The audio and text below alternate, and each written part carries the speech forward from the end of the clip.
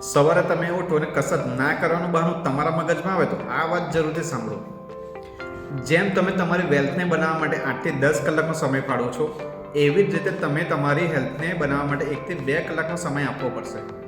આ 1 કે 2 કલાકના સમય સામે જુઓ તમને કેટલા ફાયદા થાય છે.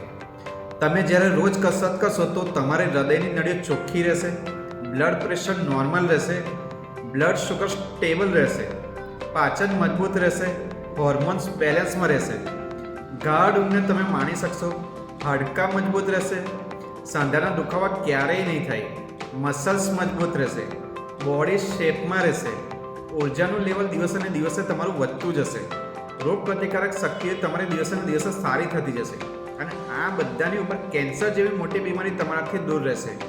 તો આ 1 કલાકની સામે જો આટલા બધા ફાયદા મળતા હોય તો આ સોદો કરવા જેવો છે કે નહીં? જવાબ તમારી જાતને આપો. તમને ખબર ના પડતી હોય કે શરૂઆત ક્યાંથી કરવી તો અમારી સાથે જોડાઓ. કેપ્શનને બરાબર ધ્યાનથી વાંચો અને આજે જ એક્શન લો.